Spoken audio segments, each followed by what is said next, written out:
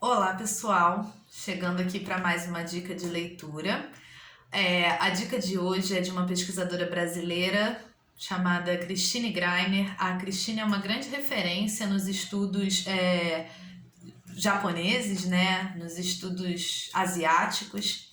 E ela tem esse livro aqui, que eu gosto muito, que se chama Leituras do Corpo no Japão. Esse livro, como vocês podem ver, tá bem acabadinho, ó. A capa tá saindo, ele tá cheio de anotações, porque eu tenho uma relação com os livros assim. Eu vou com eles para tudo quanto é lugar e marco, enfim, eles têm toda uma personalidade aí, a depender do quanto eles mexem comigo, né? Então eu gosto de. Na verdade é que eu detono os livros. Mas é isso, eu gosto de ver exatamente esse livro sendo atravessado aí pelas minhas mãos.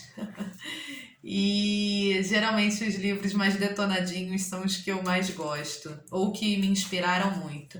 E a Christine me inspira muito a pensar esse corpo outro, que é esse corpo das artes do Japão, né? Eu fiz uma monografia em que eu falo um pouco de um dançarino de Butô, um dos fundadores, que é o Tatsumi Hijikata. O Butô é uma dança que surgiu no período pós-guerra do Japão. As pessoas conhecem muito o Kazuo Ono e conhecem pouco o Hijikata. Ele teve uma morte precoce e ele também tinha um estilo de Butô, um estilo mais radical, digamos assim. Ele era mais provocativo, ele trabalhava muito num lugar do desconforto, assim, né? Ele mexia muito com a nossa ideia de percepção estética, assim. E nesse livro, Leituras do Corpo no Japão, você vai encontrar uma leitura da cultura japonesa, desses corpos, dessas presenças muito. A gente geralmente tem livros que você lê, que você vê que tem uma distância muito grande do autor para aquilo, né? E no caso da escrita da Christine, ela é muito permeada pelos afetos. Ela tem uma leitura que vai passando desde o tradicional até o contemporâneo. Ela tem uma leitura muito perspicaz, assim, nada escapa dela. Ela não tá muito fixa em uma determinada coisa. E exatamente por esses atravessamentos que ela mesma coloca em notas autobiográficas, você consegue ter uma percepção muito fluida dessas leituras, né? Então, por exemplo, a gente tem um capítulo aqui que ela fala das ações performativas mesmo, né? Dessa arte que vai estar experimentando esse corpo completamente reinventado, né? Que, como é no Hijikata, que você vem de uma tradição, de um corpo que está ali dentro de uma certa disciplina, e você tem essa quebra aí do Hijikata.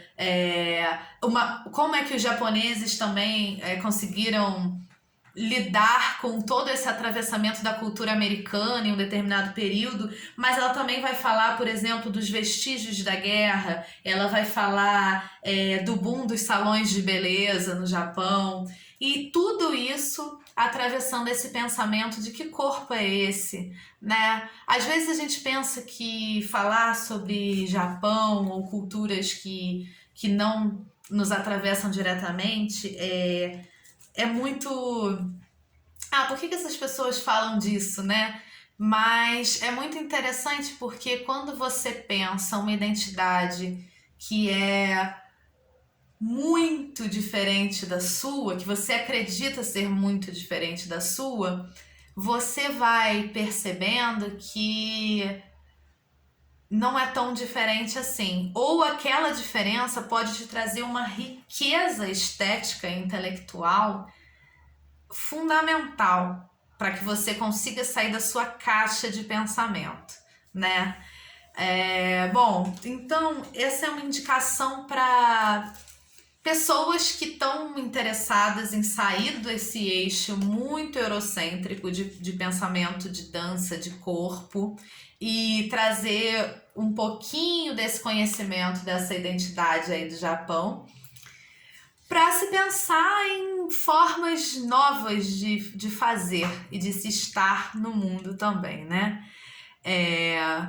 Pensar aí o que essa cultura, desconstruir certos estereótipos, pensar que existe uma subversividade dentro dessas experimentações que podem ser muito frutíferas para a gente, e pensar também como é que a gente enxerga a nossa própria identidade, o nosso próprio corpo, se é que isso existe, né? Se é que existe um corpo que é tipicamente brasileiro, tipicamente japonês.